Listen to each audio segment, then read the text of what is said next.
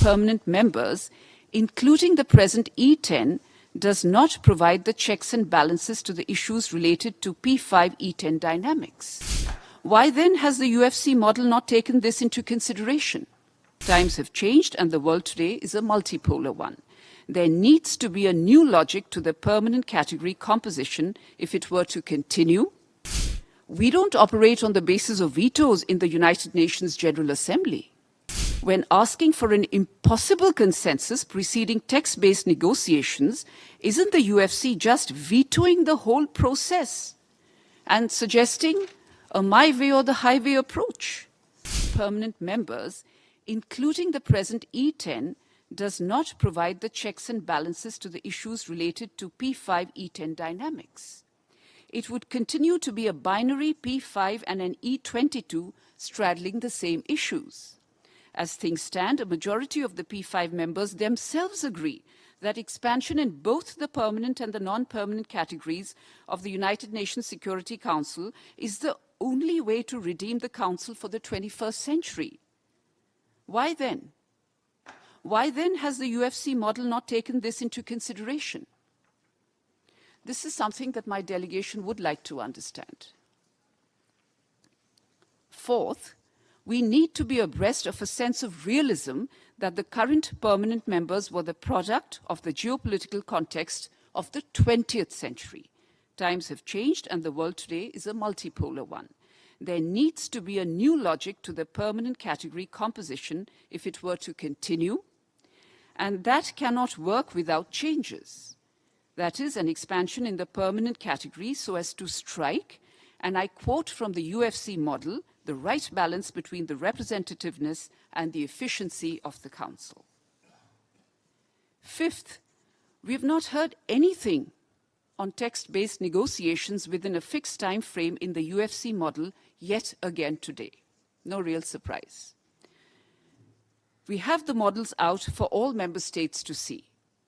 To say, let us agree before we start negotiations is like giving every member country a veto. And while vetoes may be used in the United Nations Security Council, we don't operate on the basis of vetoes in the United Nations General Assembly. Thus, when asking for an impossible consensus preceding text-based negotiations, isn't the UFC just vetoing the whole process and suggesting a my way or the highway approach? The UFC model asks for flexibility from member states. We have said this before, and we say so again, that we are ready and willing to negotiate and be flexible in a setting where every member state is ready to give and take. My question is, why is the UFC not ready to give and take on its proposal? Sixth, as many small states have repeatedly pointed out, that these intermediate models, such as those put forth by the UFC, merely enhance the chances of more resourceful middle states to contest in both the so-called semi-permanent and the non-permanent category, thereby further reducing the chances of small states to serve on the Council. In short, expansion of non-permanent membership is a solution which adds to the size without addressing the malaise that afflicts the Council, by way of a non-representative character, a relic of the post-1945 world order. Thus, to summarize, in our view, the UFC proposal for expansion only in the non-permanent category is afflicted with the following problems. It does not provide any checks or balances to the current issues related to the imbalances between the permanent members and the non-permanent members. It would not empower Africa or other developing countries. It would mean introduction of a new category and addition of numbers without making the Council either accountable or effective. That accountability can come about only by having new permanent members elected and subject to a stringent review. Also, co-chairs, to bring in some perspective on the intermediate model. It is often proposed as a new and innovative solution. Unfortunately, it is older than the United Nations itself. This very idea was sought to be introduced in the UN Charter at the founding of the United Nations and was discarded then for a lack of suitability and efficacy. For example, an effort was specifically mounted to amend the Dumbarton Oaks draft with a proposal for non-permanent membership for 8 years. This was termed then as semi-permanent membership. The matter was discussed in detail in Committee 1 of Commission 3, dealing with parts of the Charter related to the Security Council structure and procedure. On 14 May 1945, it was rejected by an overwhelming majority. Subsequently, just 2 days later, an effort was made to provide for opportunities for re-election of non-permanent members on completion of their 2-year terms. These efforts too were rejected outright by all except 2 members. In short, the idea that underpins these models is, to use a well-known colloquialism, old wine, albeit perhaps being served to us today in a new bottle. On the veto, the UFC calls for negotiations on how to best limit the use of the veto, which we align with. However, my delegation would like to reiterate that the veto evolves from the fact that the permanent category exists. Nevertheless, the UFC model, while calling for comprehensive Security Council reform across 5 thematic clusters, leaves the permanent category untouched. Isn't this a piecemeal approach, choosing to half reform one of the major clusters?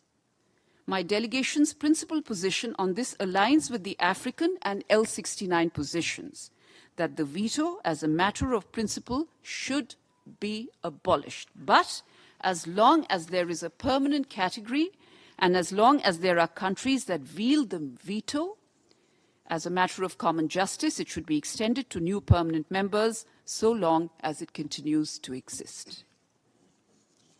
And co-chairs, if only expanding the category of non-permanent members could have helped, the world would have been a better place. Since the last cycle of reforms to the United Nations Security Council, which was pursued in the 1960s and the 1970s. For my delegation, the equitable representation of the Global South and Africa in the permanent category is a non-negotiable. The African Union became a member of the G20 during India's presidency last year. We should hope that the United Nations, a much older institution, would take some inspiration from this change. Co-chairs, India, as a delegation that has piloted the need for reformed multilateralism, fully supports any initiative that genuinely furthers the objective of achieving meaningful and comprehensive reform of the key elements of the global multilateral architecture. We look forward to text-based negotiations once the individual model discussions end, since now we all know where each member state and grouping stands.